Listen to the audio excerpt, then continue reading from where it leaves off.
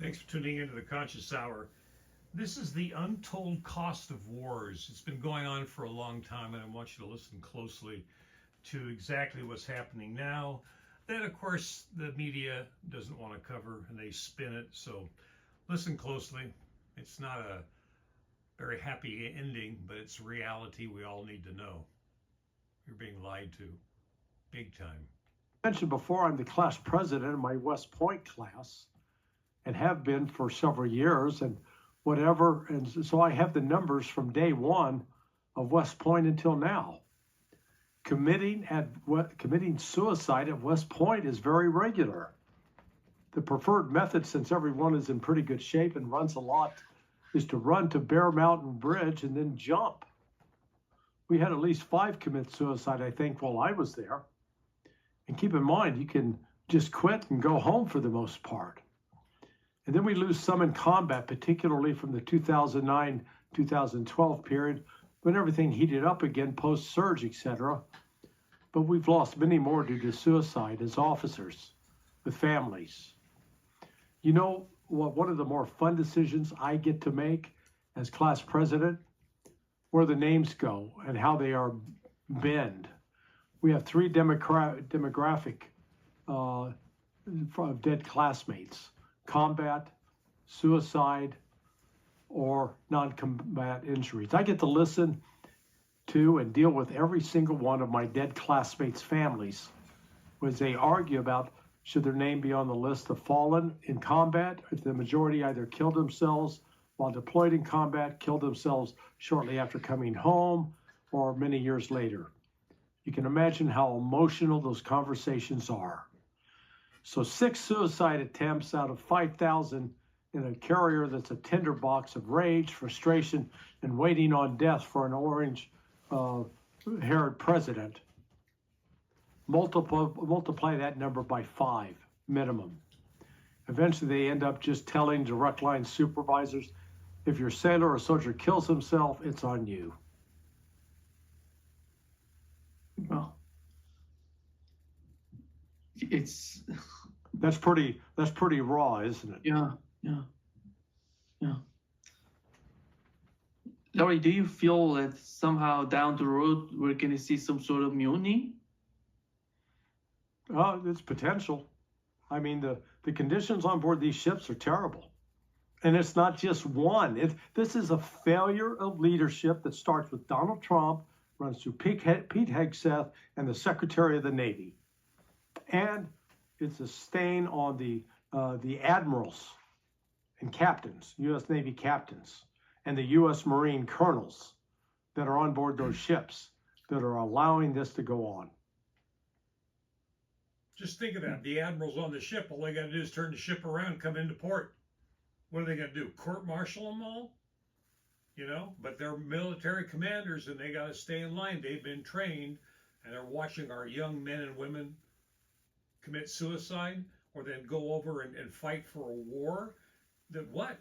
So that the corporations can steal Iran's resources and control the region? You know, we've gone down this road way too far, folks. Way too far. We should have learned from Vietnam, but we didn't. Every war thereafter was broadcast as, oh, we have a major catastrophe, they're coming to get us, and we always have these excuses, 911. Finally, people woke up and realized 911 was an inside job.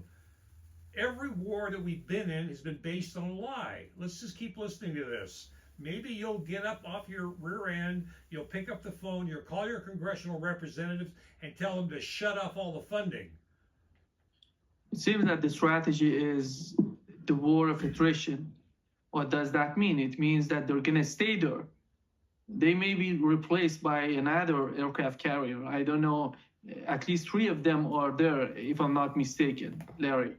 You have Abraham Lincoln. Yeah? Yeah. And two other aircraft carriers still close to the Persian Gulf.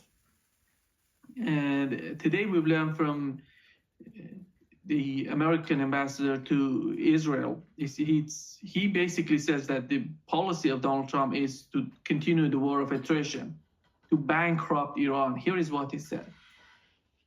To sit back and starve out this regime, continue the economic decimation, maybe not be too active militarily and let this go? That could take a long time, right?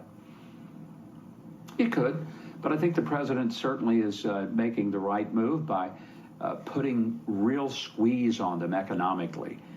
He's not just proven that he was willing to bomb them, but he's also willing to bankrupt them. And if you add the two, the damage that was done to their military capacity, which was catastrophic, no matter what they say, the operation between the United States and Israel did an enormous level of damage. They're the weakest they have been since they took over the regime in 19.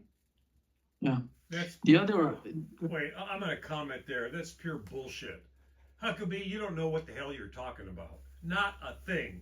They're so weakened. Then how come their missile systems are so intact, and how come they have literally hundreds of thousands of drones? Every mission they went on was never stopped. Look at the collateral damage of all of our bases. But oh, you can't talk about that because the U.S. media doesn't want to broadcast all the bases and all the intelligence sites, the CIA bases that were completely destroyed with Iran's hypersonic missiles.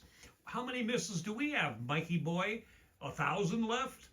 They have hundreds of thousands of the older missiles, tens of thousands of the newer missiles, and hundreds of thousands of drones. And you say they're suffering financially? Why? They're letting ships go through the Hormuz Strait. They're going all the time. They're going through. The ones that they will pay the toll and aren't part of this evil mission by the West to try to control Iran. Remember, Mike, you still believe that October 7th was an unprovoked attack, even though the facts were totally ignored. You know, it's shocking, folks. So please hit this like button, hit the share button, and call your congressional representatives. You're being lied to on every major news network. You aren't getting the information. You're getting political spin. I've never seen it this bad ever since Vietnam. Vietnam was bad. A lot of wars were bad. But this one, this takes the icing on the cake. We're out there. The gangster capitalists are trying to control the world. They aren't going to win. They got China against them. They've got Russia against them. They've got, just name the countries that have come together to say one thing. Hey, Iran, we're going to support you. There's no way the U.S. can win, but hey, these people are all caught up in their own psychopathy and this delusional world that they live in, that, oh, they're the masters and they can tell you anything. And it doesn't have to be based on facts. They're lying to you one after another. It's really sad, but there's, you know, maybe the end is they blow the world up. I'm being sarcastic, but, you know, Trump's going to keep putting pressure on a system? You bet. And remember one thing, Israel is the size of New Jersey. So how long would it take Iran to use their hypersonic missiles, not nuclear, they don't want to go down that road, just their hypersonic missiles and take all of Israel out? 24 hours, 48 hours, 72 hours? But they won't. They don't want to do that. They want to teach America a lesson. You can't control the world. You have to have respect for sovereign nations, and we're going to bleed you dry financially. We're going to create a global financial disaster because of the U.S. won't take its foot off the throttle. This is the Conscious Hour, folks. Thanks for tuning in. Please hit the like and share button. Please leave your comments. I want to get comments from you. I want to hear what you're thinking. If you're challenging me, challenge me. Challenge my assumptions, and I'll respond back. Thanks for tuning in.